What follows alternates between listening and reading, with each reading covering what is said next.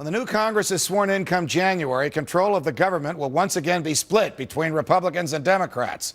Does Wall Street prefer gridlock or corporate welfare? This current Congress handed out billions to Wall Street. So is divided government really good news for business in America? To our Freedom Fighters panel, Wall Street Journal columnist Virginia Postrel, radio talk show host Leslie Marshall, and my friend and Fox Business colleague, Fox Business Network senior correspondent. You have the longest title in the business. And my tie is crooked. Charlie Gasparino. On top Charlie, of it all, you know. All right, to you first, because you just wrote what is soon to be a bestseller about this, the relationship between President Obama and Wall Street. Question: does Wall Street like divided government, or would they rather one government running the show? They like divided government because they like the fact that, you know, they can basically one party plays off each other, and both are vying for their campaign contributions. But I wrote a story, actually, an op-ed in the Wall Street Journal about this the other day, where what's different about this divided government, what scares Wall Street, is that this divided government, the activist wing of the Republican Party now are the Tea Partiers,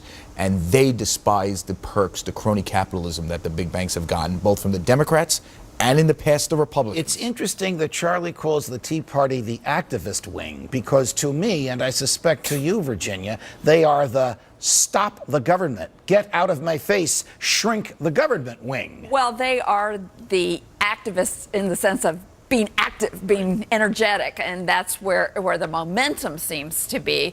But they're not the only wing, and a lot of what's going on is wanting a return to the status quo ante. That is to, but is important about the Tea Parties.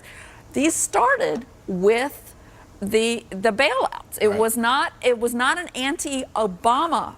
And I know you're going to remind me, Leslie Marshall, that the first of those bailouts was proposed by Hank Paulson and George W. Bush. But to get over that political jab that you were about to throw at us, you know I'm no defender of President Bush. Is divided government, however it's divided, really that bad?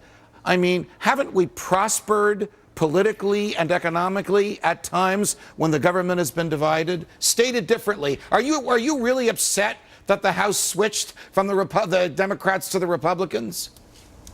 Of course I'm upset. I like to win, Judge. I like to win. But at the end of the day, I'm also upset because there's a lot of division here. And it's not just between Democrats and Republicans, but between the GOP Republicans and the GOP Tea Party people, who I've always maintained should have a T next to their name, because you're right, originally they started as a nonpartisan, stop the government organization.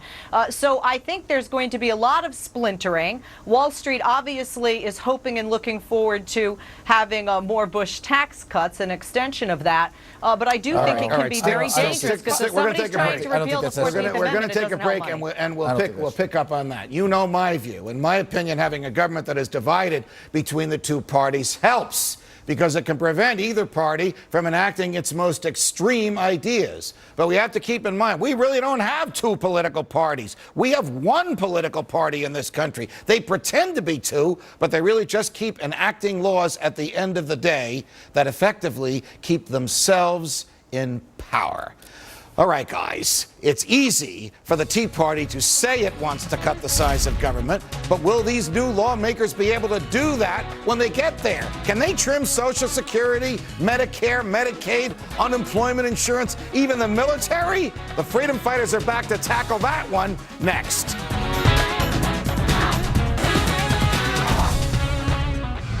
Even a Tea Party-influenced Republican Party is going to bump up against some tricky math trying to cut the budget.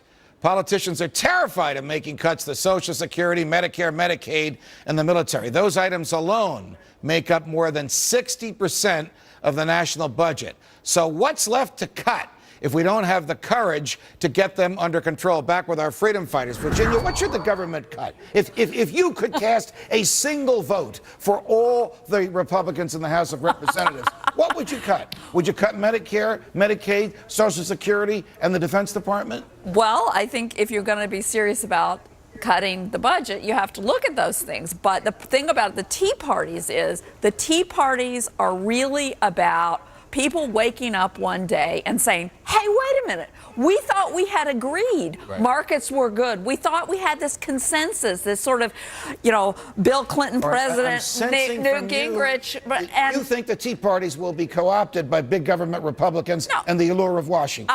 That's not what I said. I don't think the Tea Parties were ever about cutting back on entitlements. I think they were about cutting back on the expansion that started with the bailout. What do you think, I think that, listen, I don't know every Tea Party person. Well, yeah, you can't generalize. You can't generalize because there's a lot of different viewpoints. Some of them want to get rid of the Fed. Right. Some of them don't, I've been told. Right. Yeah, right. I'm not saying I do or I don't. I believe in more transparency for the Fed. But I will say this, Judge, and this is even more important than cutting. I'm all for cutting, but we need to get this economy growing again, growing in a fiscally conservative way where we basically take the shackles off of entrepreneurs and business, which this administration has put on. What do the Democrats want to cut, Leslie Marshall? Are they willing to take the shackles off of small business? Well, first of all, I don't feel small business is shackled, and I do know every Tea Party member personally, so I, as a talk show host, certainly can generalize. And none of them want to give their Medicare or their Social Security benefits back. I always find that odd. I have to tell you that I believe that the Democrats want to work with the Republicans. And I think what's going to be scary here, Judge, is how correct you are with both sides wanting to keep their jobs, how much the Tea Party is correct. I want to say the president from yesterday, because Leslie made a very interesting argument about the Democrats wanting to work with the Republicans. Here's what the president said yesterday. Here's his idea of a compromise when he talks about unemployment insurance coming from the feds. I think it makes sense for us to extend unemployment insurance because there's still a lot of folks out there hurting. So there's some things that we can do right now that will help sustain the recovery and advance it. It just shows you it's how 99 weeks already. He wants to extend it? Listen, it's such a non-issue. It just shows you how out of touch he is with the economy. The economy right now, listen, okay, suppose you give it to him. That's nice. But that's not going to help the economy get back. What's going to help the economy get back, and it's interesting, your guest, I forget her name, but Leslie Marshall. Leslie, it's always someone who doesn't run a small business saying the small businessmen are not shackled by this. But I mean, here's the thing. How many do you employ, by the way? By the way, I'm just saying this.